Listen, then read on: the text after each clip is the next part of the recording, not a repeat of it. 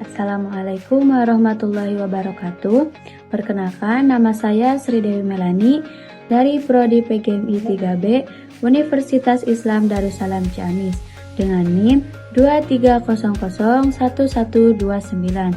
Nah, pada pembahasan kali ini saya akan membahas materi mengenai penyajian data.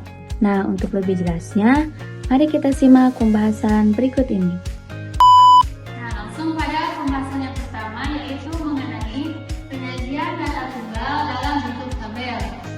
Penyajian data tunggal dalam bentuk tabel dinamakan tabel distribusi frekuensi tunggal. Di sini langsung melibatkan frekuensinya masing-masing. Nah, di sini ada contoh data berat badan siswa kelas 3. Data-datanya ada 29, 30, 28, 31, 30, 29, 27 dan seterusnya. Nah, untuk pembuatan tabelnya, di sini ada berat badan, lurus dan frekuensi. Nah, untuk berat badan ini yaitu data-data yang ada di sini. Nah, untuk lurus ini bisa saja dipakai atau tidak karena hasilnya itu sama dengan frekuensi. Cuma ini menggunakan pagar-pagar seperti ini. Kita masukkan data-datanya. Di sini ada 27. Nah, kita lihat di data yang sudah tertera ada berapa saja yang mendapatkan 27. Yaitu saya sudah menghitung ada 3 dan ada data 28. Ada 5. Kalau terusnya bisa ditulis seperti ini. Lalu 29 sama ada 5. 30 ada 4. Dan 31 ada pada frekuensi 3. Jadi jumlah frekuensinya ada 20. Nah, berarti jumlah data semua ini ada 20. Nah, mungkin ini penjelasan mengenai penyajian data tunggal dalam bentuk tabel. Penyajian data tunggal diagram batang. Diagram batang adalah diagram penyajian data dalam bentuk batang atau kotak yang dicatat dalam interval tertentu pada bidang tersebut. Langsung kepada contohnya.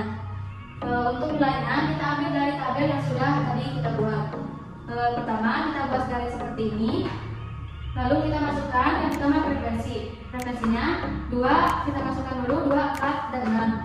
Lalu selanjutnya berat badan ada 27, 28, 29, 30, dan 31. Untuk lalu buat diagram batangnya 27 ada pada frekuensi 3, 28 pada frekuensi 5, 29 sama ada pada frekuensi 5, 30 pada frekuensi 4. Yang terakhir 31 ada pada frekuensi 3. Lalu akhir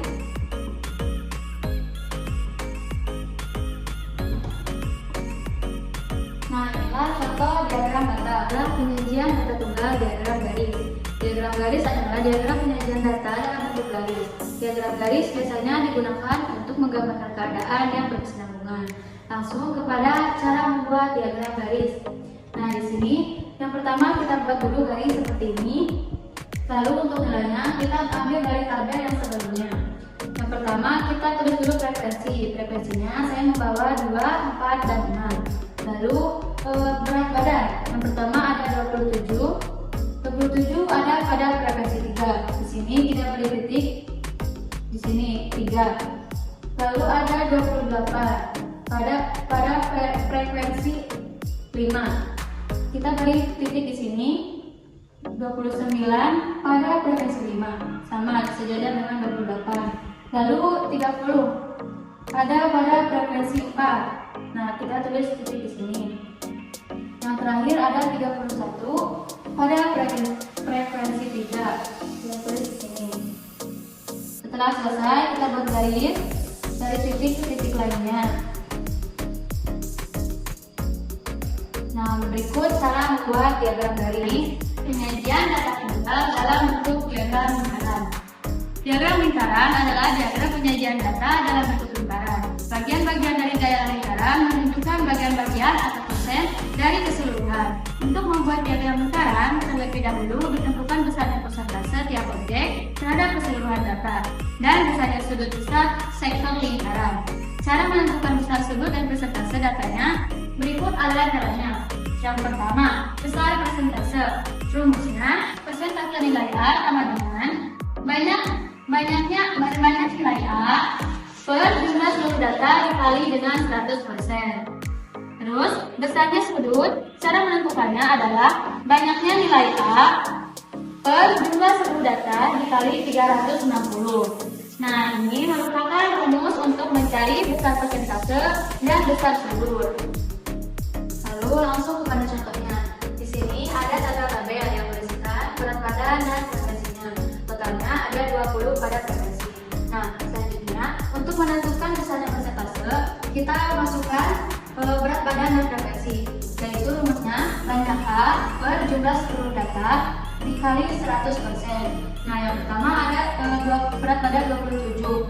Nah, kita masukkan frekuensinya yaitu banyaknya A berarti 3. Di sini 3 masukkan ke sini. Lalu totalnya di sini ada total seluruh frekuensinya ada 20.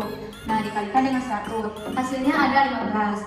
Lalu ada 28. Nah, kita masukkan lagi frekuensinya ada 5.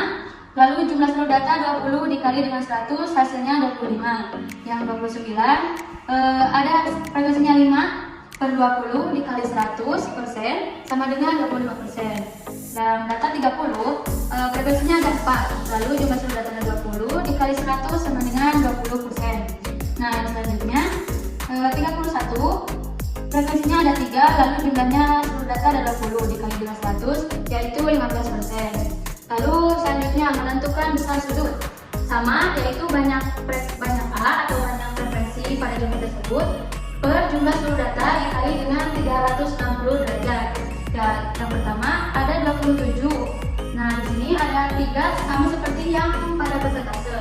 Cuma bedanya di sini menggunakan derajat yaitu 360 derajat. Hasilnya 54.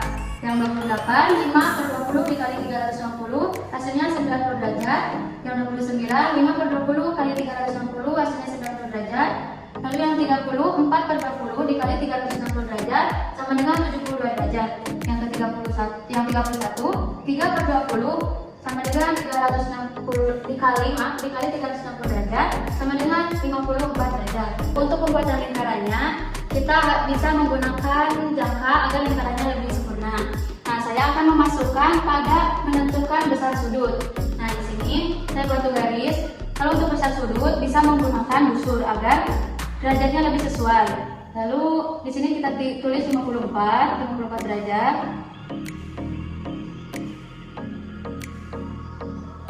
Kita kira-kira saja di sini ada 90 derajat.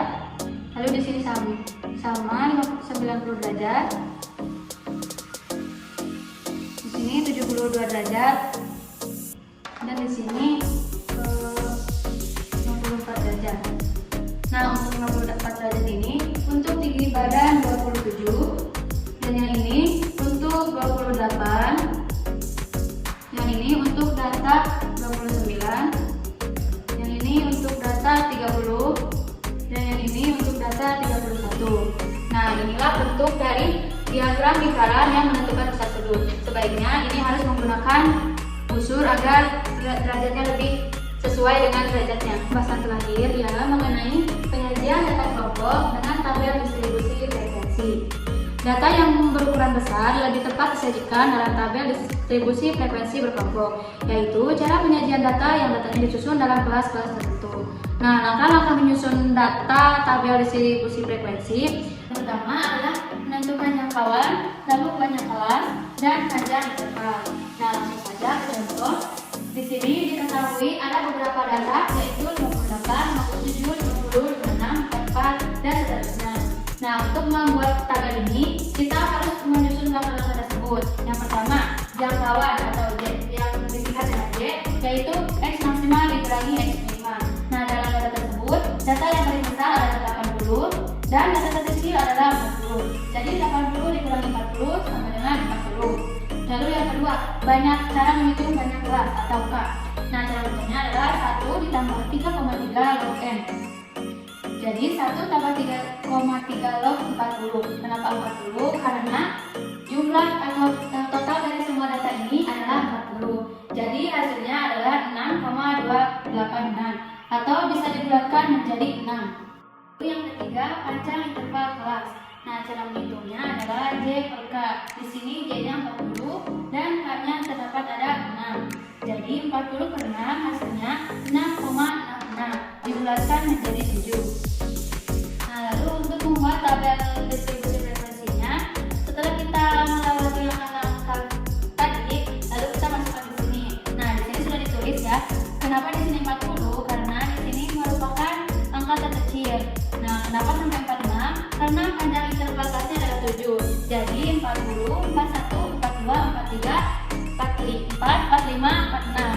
Nah, yang seterusnya, lalu di sini tulis lagi 47, bukan 46. Jadi langsung 47. Sama dengan tadi, yaitu dari sini ke sini harus 7 dan seterusnya sampai ke bawah. Lalu untuk frekuensinya, kita lihat dari angka 40 sampai 46 ada berapa angka yang ada di 40 sampai 46. Nah, di sini saya sudah menemukan ada 10. Lalu yang 47 sampai 53 ada 6, yang 54 sampai 60 ada 7, lalu yang 61 sampai 67 ada 4, yang 68 sampai 74 ada 8, dan yang 75 sampai 81 ada 5. Jadi ini totalnya ada 40. Nah, inilah cara menyusun tabel distribusi frekuensi. Nah, mungkin itu pembahasan materi-materi yang dapat saya sampaikan. Semoga dalam pembahasan tadi dapat dipahami dengan baik. Sekian, wassalamualaikum warahmatullahi wabarakatuh.